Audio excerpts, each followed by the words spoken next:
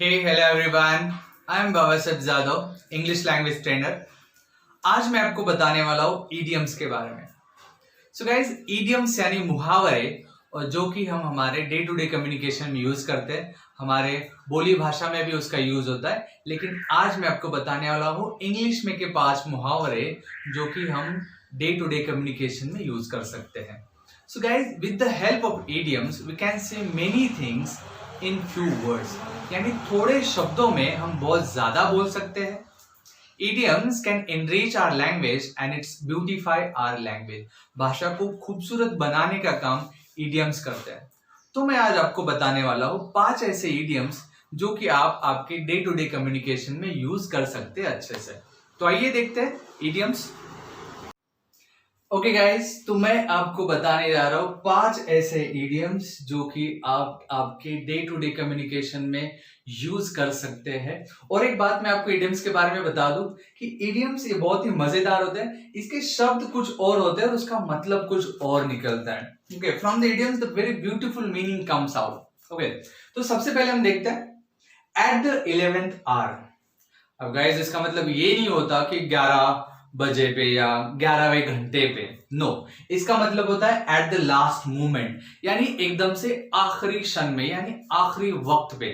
For example, Rohan prepared for the examination at the 11th hour. अब इसका मतलब ये हुआ कि रोहन एग्जाम के लिए एकदम आखिरी समय पे प्रिपरेशन करता था। ओके, और एक example, Mukesh left for the office at the 11th hour. अब इसका मतलब ये हुआ कि मुकेश एकदम आखिरी समय पे ऑफिस को निकला है।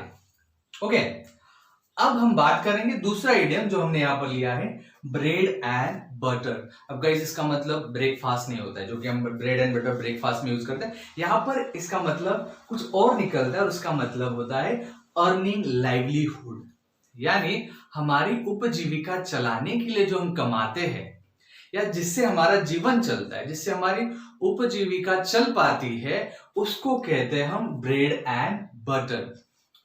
For example, Ramu earn his bread and butter by farming.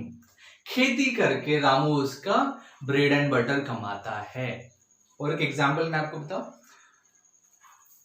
Shyam earn his bread and butter by selling face mask. कि नहीं, अभी कोरोना चल रहा है तो मास्क सभी को जरूरी होता है, तो रामू यहां पर उसका ब्रेड एंड बटर कैसे कमा रहा है, फेस मास्क बेचकर चला। तो ऐसे सिचुएशन को एक्सप्लेन करने के लिए या फिर बताने के लिए इडियम्स हमने यहां पर यूज किया है ब्रेड एंड बटर।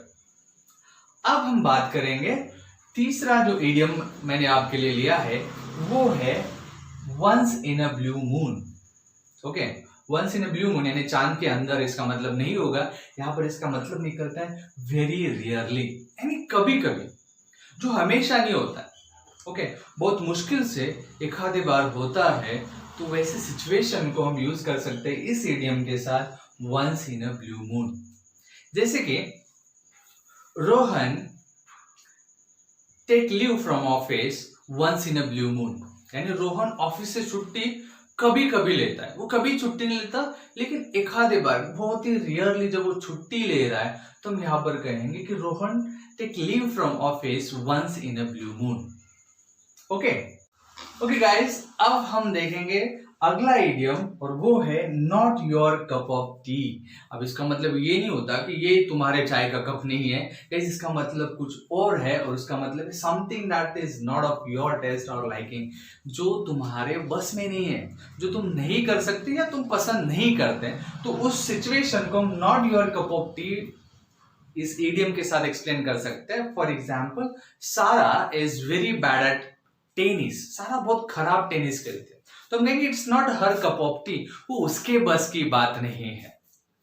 ओके, इस तरीके से इसका यूज हम कर सकते हैं। One more example I want to give you, वो है कि Rohan is very bad at mathematics. उसका मैथमेटिक्स बहुत खराब है, तो हम कह सकते हैं mathematics is not his cup of tea. Mathematics उसके बस की बात नहीं है। Likewise, so this is how we can use this idiom in our day-to-day communication. Okay, now let's see the next idiom, that is apple of your eye. अब इसका मतलब ये नहीं होता कि तुम्हारे आंखों का शेप, इसका मतलब कुछ और होता है गाइस, और उसका मतलब है a thing that is very precious to you. Precious का मतलब होता है इंपॉर्टेंट, मूल्यवान, जो आपके लिए बहुत ही इंपॉर्टेंट है, मूल्यवान है, उसको हम कहेंगे apple of one's eye. For example, Meera is such a nice girl and it's no wonder she is the apple of her father's eye। इसका मतलब ये हुआ कि मीरा बहुत अच्छी लड़की है और बेशक वो उसके पिताजी के आंखों का तारा है, आंखों का सेब है।